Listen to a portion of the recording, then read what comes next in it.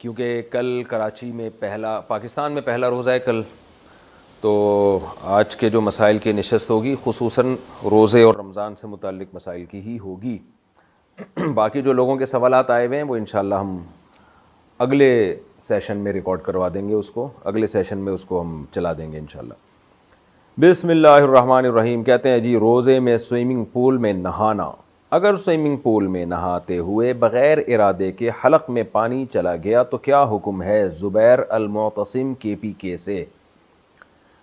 روزے میں آپ سوئمنگ پول میں نہ نہائیں تو اچھا ہے، نہا تو سکتے ہیں، اگر منہ کو آپ پانی سے بچا کے رکھیں اور ناک اور منہ کے اندر حلق میں پانی نہ جائے تو روزہ نہیں ٹوٹے گا آپ کا، سوئمنگ پول میں آپ نہاتے رہیں۔ لیکن ایک ٹینشن والا کام ہے، سوئمنگ پول میں نہا کے آپ کی بہت زیادہ انرجی سرو ہوتی ہے، اس سے روزہ لگنے کا بہت سا خطرہ ہوتا ہے۔ روزے میں کوئی ایسا کام کرنا جس سے آپ کو بہت زیادہ روزہ لگنے لگے، یہ مکروہ ناپسندیدہ عمل ہے۔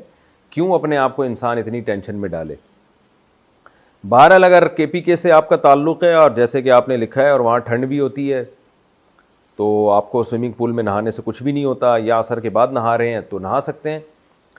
پانی اگر غلطی سے پیٹ کے اندر چلا گیا یعنی حلق میں چلا گیا تو روزہ ٹوٹ جائے گا۔ خوب سمجھ لیں، حدیث میں آتا ہے بھولے سے کھانے پینے سے روزہ نہیں ٹوٹتا، غلطی سے کھانے پینے سے ٹوٹتا ہے، نہیں ایسی کوئی حدیث نہیں ہے۔ غلطی سے کھانا پینا الگ چیز ہے، بھولے سے کھانا پینا الگ چیز ہے۔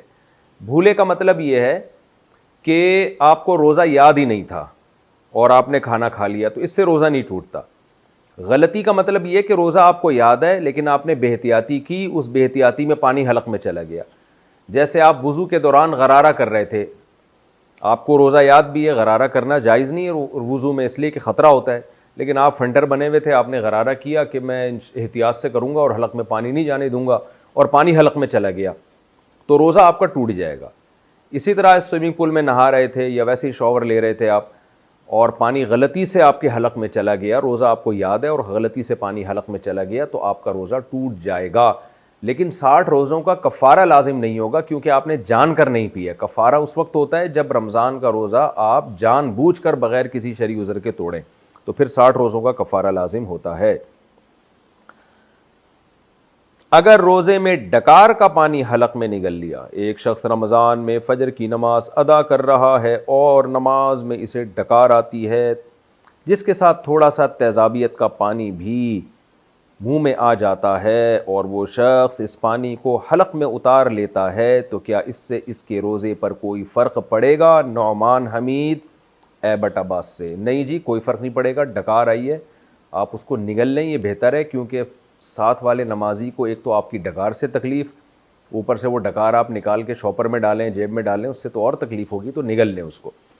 ہاں، روزے میں اگر کسی کو منہ بھر کے الٹی ہوئی، اتنی منہ بھر کے کہ اس کو کنٹرول کرنا ممکن نہیں تھا، اتنی یعنی منہ بھر کے الٹی جسے کہتے ہیں نا کہ کنٹرول کرنا ناممکن ہو جائے، اتنا منہ بھر جائے، تو ایسی الٹی کو پھر نگلنے سے روزہ ٹوٹ جاتا ہے۔ یا آپ نے حلق میں انگلی ڈال کر منہ بھر کے الٹی کر لی، خود سے الٹی کی ہے جان بوجھ کر، اور الٹی بھی تھوڑی سی نہیں ہے، منہ بھر کے ہوئی ہے تو بھی روزہ ٹوٹ جاتا ہے۔ یعنی الٹی کی صورت میں 2 صورتوں میں روزہ ٹوٹتا ہے۔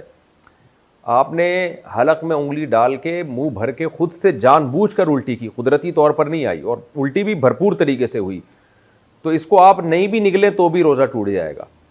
دوسری صورت یہ ہے کہ ابکائی یا ڈکار نہیں آئی ہے بلکہ آپ کو قدرتی طور پہ الٹی آئی ہے منہ بھر کے، تو اس سے روزہ نہیں ٹوٹا، لیکن یہ الٹی آپ نگلیں گے تو بہرحال روزہ ٹوٹ جائے گا اگر منہ بھر کے الٹی ہوئی تھی۔ یہ 2 شرطیں یاد رکھ لیں، لوگ الٹی کے مسائل بھی بہت پوچھتے ہیں اور الٹی سیدھی حرکتیں کرتے رہتے ہیں، پھر مسائل ان کو پتہ نہیں ہوتے۔